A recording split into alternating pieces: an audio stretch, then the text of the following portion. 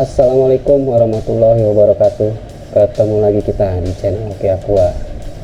Hari ini kita mau ngebahas buat scaper pemula nih, tentang CO2 DIY ragul, ragi dan gula.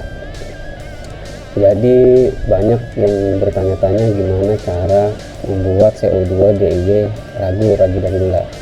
Sebenarnya CO2 DIY ini ada dua, ragul dan cisor. Cuma yang kita bahas untuk hari ini CO2 DIY untuk ragul. Nah, buat teman-teman yang masih low budget, yang baru mulai main hobi aquascape, bisa jadi alternatif untuk injek CO2 menggunakan CO2 DIY. Karena untuk beli tabung CO2 cukup lumayan mahal, budgetnya sekitar 1 jutaan lebih. Jadi teman-teman bisa punya alternatif untuk buat injek CO2 menggunakan DIY. Nah, CO2 ragul ini adalah CO2 yang dibuat dengan perpaduan antara ragi dan gula. Jadi ini hasil fermentasi antara ragi dengan gula yang menghasilkan gas CO2. Nah, untuk teman-teman yang mau bikin CO2 ragul, yang harus diperhatikan adalah setting rangkaian awalnya. Nah, untuk kita menyarankan dari Oke Aqua, pergunakan botolnya itu menggunakan botol soda. Jadi botol soda itu bisa kuat di tekanan sampai 170 PSI, itu sekitar 11 bar. Makanya kita sangat menyarankan untuk botol yang dipergunakan itu adalah botol soda. Bisa menggunakan yang botol 1 liter atau 1,5 liter, bisa juga ada yang 3 liter. Nah, untuk botolnya menggunakan botol soda, tutupnya kalau kita sarankan menggunakan tutup yang pabrikan. Kenapa kita menyarankan tutup yang pabrikan? Karena tutup pabrikan itu nggak rawan bocor, dia di dalamnya ada sealnya. Nah, buat teman-teman yang mau beli tutup botol CO2 DIY, itu ada yang seri bagusnya, dia biasanya di tutupnya itu ada tulisan A dan B. Nah, itu yang kualitasnya lumayan tebal. Tapi ada juga produk lokal yang KW-an juga lumayan bagus sih. Jadi buat teman-teman yang mau beli, sesuaikan aja dengan budgetnya. Nah, itu juga menyangkut dengan kualitasnya juga sih. Nah, untuk yang kedua usahakan pakai preset gas. Nah, kita menyarankan pakai preset gas. Kenapa menyarankan pakai preset gas? Jadi preset gas ini bisa memantau posisi tekanan botolnya. Jadi buat teman-teman yang mau buat CO2 ragul, itu usahakan rangkaiannya pakai preset gas. Jadi teman-teman aman juga untuk memantau tekanan botolnya, nggak over pressure. Jadi tekanan berlebihnya bisa ketahuan sebelum terjadi meledaknya botol. Nah, untuk preset gas ini biasanya tekanannya sampai 6 bar, ada juga yang 3 bar. Tergantung teman-teman aja mau pakai yang mana. 6 bar itu kekuatan tekanan botol soda. Sebenarnya dia bisa sampai 11 bar, cuma di spare dari preset gasnya ini semua sampai 6 bar. Nah, untuk yang ketiga kita sarankan pakai kran. Cuma kalau untuk CO2 ragul ini, kalau bisa jangan sampai krannya itu sampai nutup full, karena bahaya.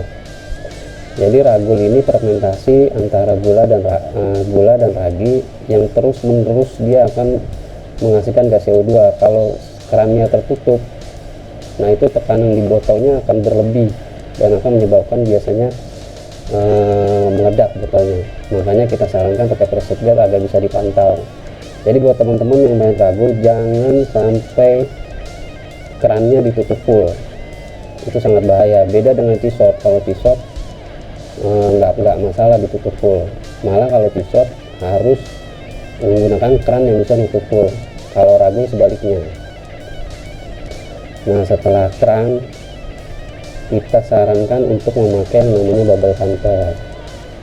Kenapa kita sarankan harus memakai bubble counter? Karena gas yang dihasilkan dari CO2 ragul ini masih mengandung alkohol. Jadi bubble counter ini gunanya untuk menetralisir gas CO2 yang masih mengandung alkohol. Jadi gas yang dihasilkan dari fermentasi ragi dan gula masuk ke air bubble counter itu, alkoholnya akan tercampur dengan air yang di bubble counter. Nah, nanti gas yang diinjek ke tank itu udah full murni gas CO2. Makanya untuk pengguna CO2 Ragul kita sangat-sangat menyarankan pakai bubble counter. Nah, oke, untuk itu aja untuk setting perangkatnya. Jadi menggunakan botol soda, tutup botolnya pakai yang pabrikan, pakai intercept guard, kerannya juga pakai diusahakan pakai keran, pakai bubble counter. Oke, untuk cara-caranya kita bisa mulai ya. Jadi untuk botol botol ukuran 1 liter atau 1,5 liter, pakai gula 1/4 gram. Gulanya untuk 1/4 gram. Jadi 1/4, gulanya 1/4, raginya 5-10 gram. Nah, untuk caranya, siapkan gulanya dahulu 250 gram, masukkan ke dalam air panas. Nah, setelah dimasukkan ke dalam air panas, direbus ya sampai dia benar-benar larut, terlarut. Nah, sudah benar-benar terlarut, dinginkan dahulu. Jadi gulanya ini didinginin dulu. Nah, ya ada juga yang harus menggunakan agar-agar. Nah, agar-agar ini gunanya agar-agar atau Nutrijel. Nah, itu gunanya untuk menekan fragmentasi antara gula dan ragi. Jadi dia memperlambat fermentasinya. Jadi gulanya akan awet dia karena diikat dengan agar-agar.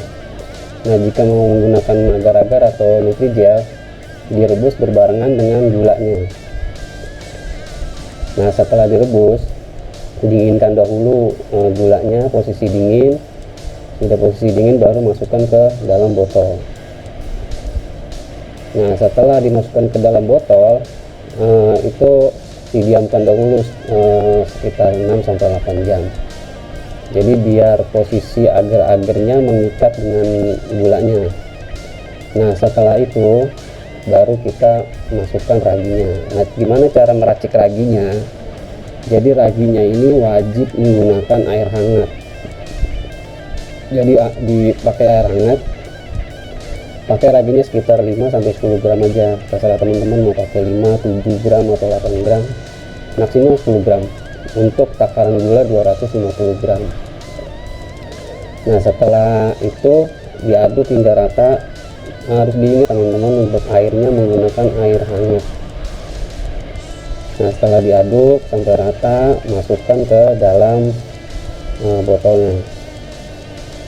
Setelah itu ditutup dengan rangkaian yang tadi kita sudah sarankan. Ditutup, posisi kerannya ditutup full. Nah, lihat reaksinya sekitar 15-20 menit lah. Nanti dia akan berfermentasi, akan bereaksi. Nah, bagi yang menggunakan preset guard bisa dipantau preset guardnya. Nah, nanti kalau posisinya botolnya udah mengeras, posisi preset guardnya sudah naik di sekitar 1 bar, baru kita buka kerannya pelan-pelan, kita setel BPS-nya. Jadi seperti itu. Pokoknya untuk ragi dan gula, usahakan jangan sampai kerannya itu tertutup full, karena bahaya. Karena ragi dan gula ini adalah hasil fermentasi antara gula dan ragi, jadi dia akan menghasilkan gas CO2 terus menerus. Nah, kalau kerannya posisinya ditutup full, dia akan tekanannya akan bertambah terus. Nah, botolnya akan makin kembung dan akan menyebabkan botol meledak. Nah, gitu aja untuk teman-teman info cara membuat CO2 Ragul dan saran-saran yang kita berikan untuk membuat rangkaiannya.